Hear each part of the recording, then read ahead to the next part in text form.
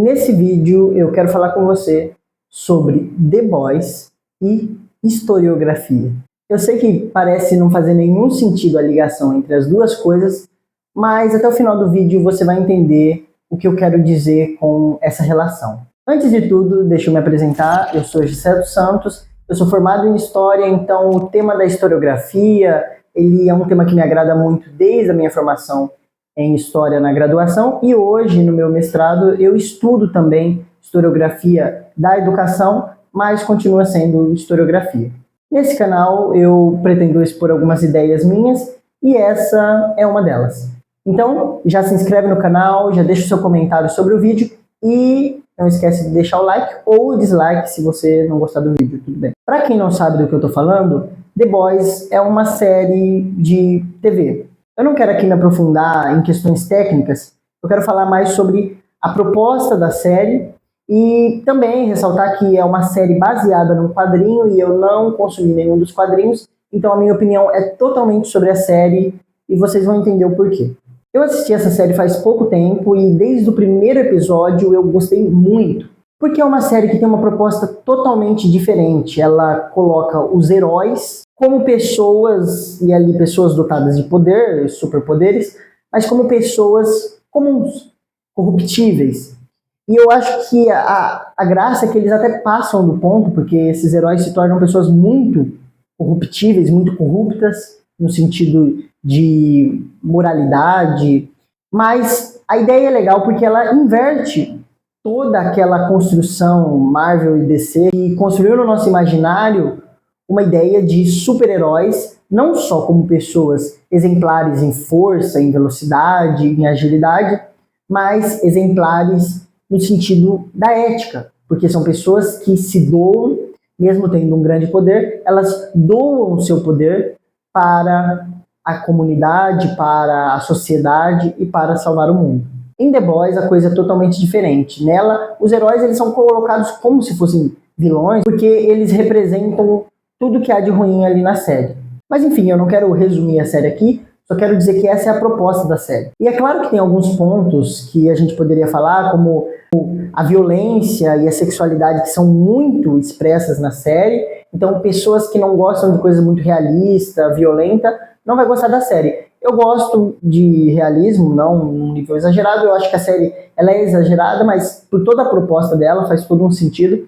E aí eu acabei gostando. Não dá pra negar também que ela tem uma agenda política e ela, durante as temporadas, ela fixa e mostra muito bem essa agenda, mas também não é o assunto desse vídeo. Como também não vou falar da crítica ao capitalismo que a série faz, dessa capitalização dos heróis ali na série. Enfim, o que eu quero falar aqui é como a série tem uma proposta que é uma proposta que foi feita pela historiografia e que, de certa maneira, foi absorvida por certas partes da sociedade, principalmente no âmbito intelectual. Como eu disse, a série tem a proposta de desconstruir a ideia de ídolos éticos e totalmente protagonistas de toda uma série de eventos. E a série desconstrói isso. E o que na série me fez fazer essa relação com a historiografia? Exatamente essa desconstrução dos heróis. Como eu disse, na sociedade moderna, contemporânea, eu percebo que cada vez mais é difícil as pessoas terem heróis, ou aqui a gente pode utilizar a palavra ídolos, mas é muito mais difícil as pessoas manterem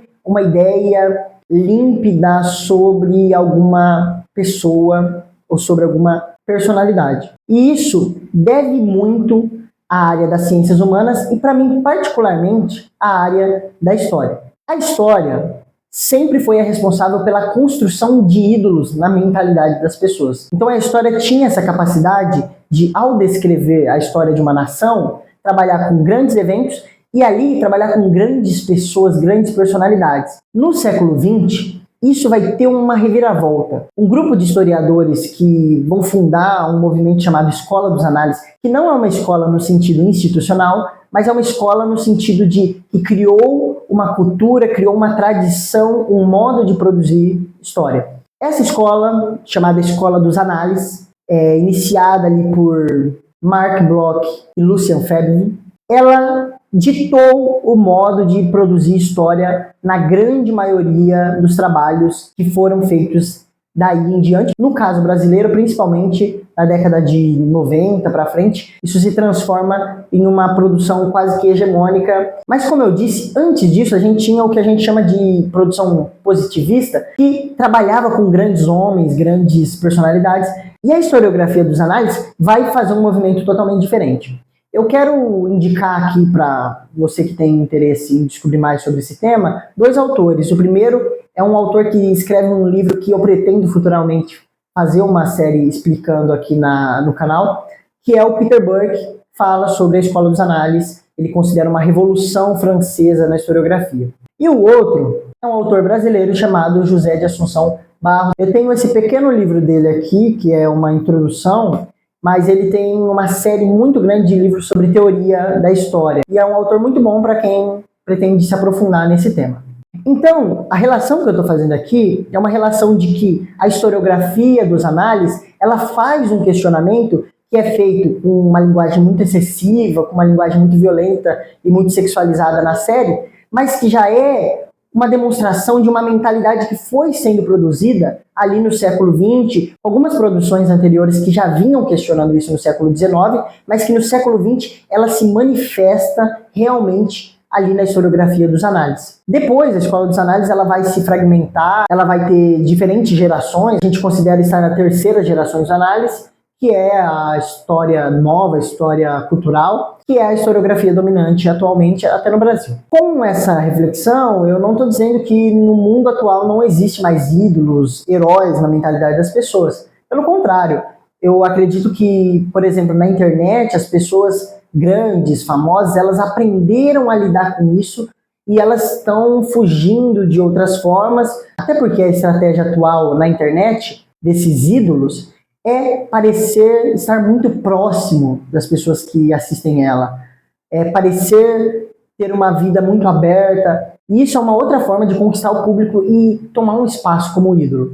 Mas de fato, por exemplo, quando a gente fala de política principalmente, cada vez é mais difícil as pessoas terem uma pessoa, um intelectual, alguém em quem elas doam toda a energia delas e que elas consideram um ídolo, um herói, porque o nosso acesso à informação, o nosso acesso a debates é cada vez maior e dificulta a criação dessa imagem sobre pessoas. Isso recai até nos políticos que cada vez mais têm dificuldade de se colocarem como heróicos, e isso para a política é uma coisa importante. Então a gente nem sabe realmente os efeitos dessa desconstrução dos grandes heróis e dos grandes homens da história, mas eu acredito que tem um efeito principalmente político. A questão aqui é entender que o que Du Bois está fazendo de uma maneira gritante, artística, a historiografia do século XX, com os análises, já estava começando a produzir. Então, não estou ligando diretamente a produção de Du Bois